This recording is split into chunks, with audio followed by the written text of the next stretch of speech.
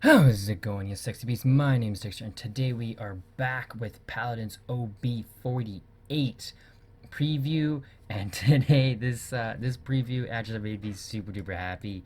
So let's just jump right into it. Off the start, they're adding a bunch of new sprays, tons of sprays for I think it's almost every character. They didn't quite say. They showed 16 sprays. There's some. I can't. It doesn't. It's not gonna be every single character, but definitely a lot of new sprays coming.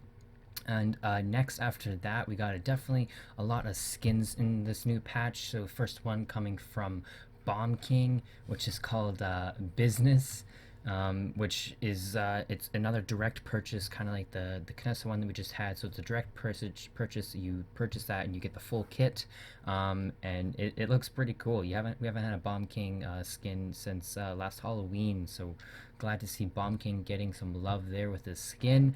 Moving on to almost one of my favorite champions to play, which is Maeve. Super glad to see that she got a furry skin, to be honest, because everyone thought when she was coming out she was going to be like this feline cat, and she ended up not being that. And so to have this skin implemented in is just kind of pleasing the crowd a bit more, and it looks fan freaking tastic.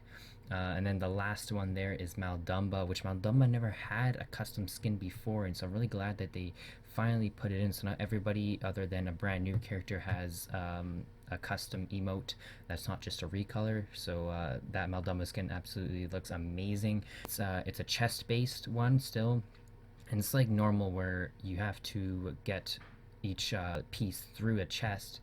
But other than that, you get your first chest roll free, absolutely free. So they're giving that to you for free, which is awesome. And then after that, every chest roll is only going to be 40 crystals instead of the regular 50 or 200 is for a couple of them, which it did, which is like the Victor and the Yang Genie one, which I don't know why that was so much. But yeah, now it's 40 crystals per roll, and it's going to have the Dread Hunter in there and a couple other skins, so look out for that. And then getting onto the biggest news is a new champion called Seris. She's a brand new dark evil healer, and she looks fucking amazing, guys. Like, holy shit. Again, another one, probably going to be one of my favorite characters. So let's just get started into her left and mouse click, which is called Soul Arm, which deals 210 a hit. But it also has a weird stacking effect to it. So you'll notice that it has a little bubble that goes up to 1, 2, 3, 4. And I'll get into that a bit later, but that just remember that. So it stacks up to 4. But it will still do the minimum 210. But this is also an area of effect damage, so this will actually travel through a player and hit maybe a player behind it. This does not travel through shields or anything, but it will travel through players, not walls. But that's a really cool effect. Moving on to her right mouse click, this is her only healing, so it's kind of like a pocket heal, which her soul channel deals, or sorry, it deals heals for 200 a second, channels through walls, and cannot be broken. So you have a Fernando down there and you want to stay back, you can just there pop your right mouse click and just run away, and this will constantly heal up your Fernando for the duration of this thing. And it's a super duper low cooldown too, so it's not an area of effect healing, but it's definitely a good pocket heal to keep one of your tanks alive, which is really awesome. And then the Q, which is coming into the stacking effect, like I was saying about her left mouse click. So the stacking effect will now do 100 damage per stack. So if you have 4 stacks on a person, this will do 400 damage. Also, on top of this, this does a self heal of 250 per stack. So you can stack 4 stacks on each of the person's team, so 4 stacks on every player of their team, detonate this, and you will instantly heal up for like super duper much. I think you only need like 4, or I think it's like 6 to 8 stacks and you're full health again. So this is definitely a self-sustain, which I think is going to be really nuts, and they might have to nerf that, to be honest, because I don't think she's going to die that often.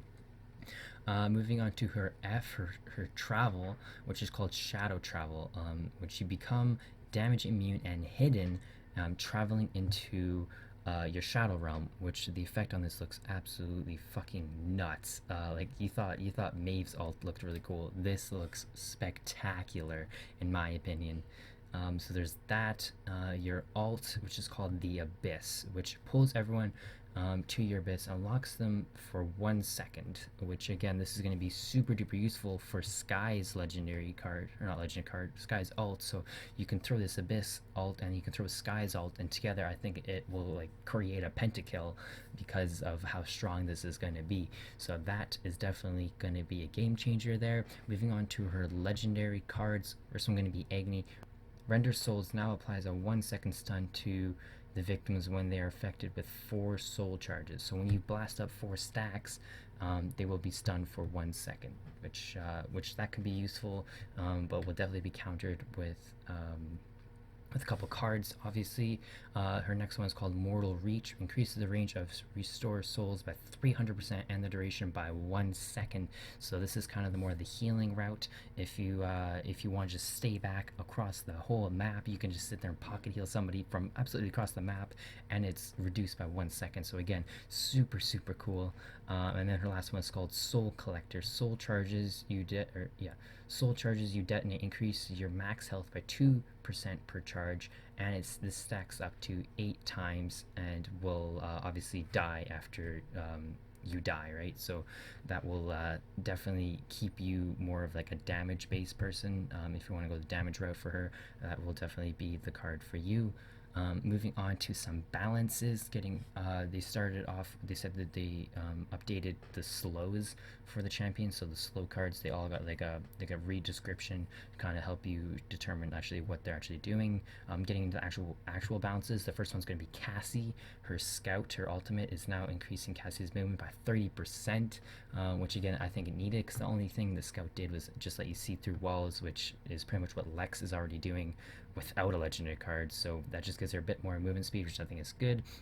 And her legendary card Exaction adds drain life from 75 to 300 over the duration of 2 seconds, which again is going to be really really good. Just a nice way to get a bit more healing through a blast shot and something like that.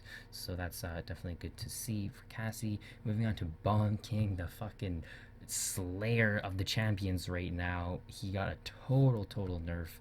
So max health gone from 2500 to 2400. His sticky bombs are increasing from 0.6 seconds to 0.7 seconds, so it's going to take you just a little bit longer to throw those out.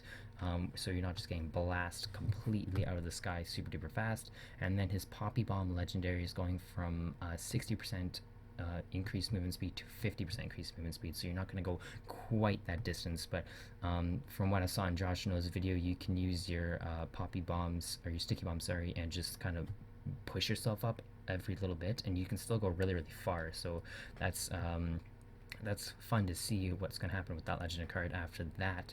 Going into Drogo's, his masterful card, which was originally 1, 2, 3, 4 seconds per target reduced time, is now going from 1.5 to 2 seconds per hit now.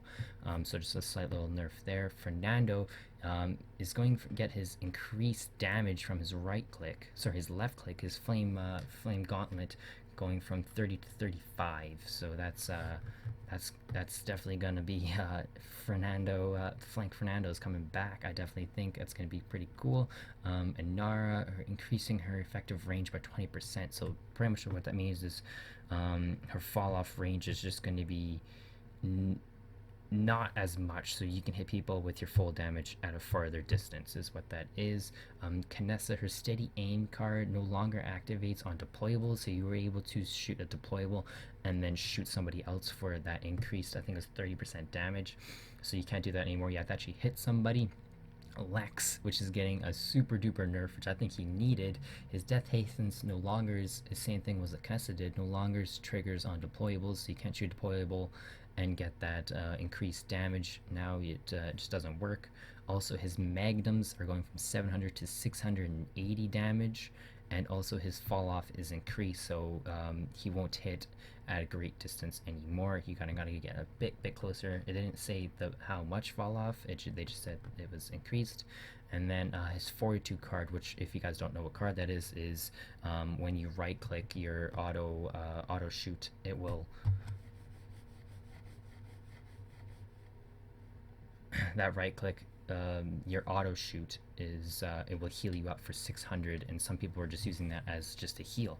You would sit there and you'd right click and it would just heal you up, but now it will not heal you unless if you are hitting a target. So you can't just be like aiming at a bush or at a wall, right click, heal up for 600, back in the fight. Now you actually have to be shooting somebody to get that extra healing, which I think is absolutely great, and a good nerf that I think he definitely needed.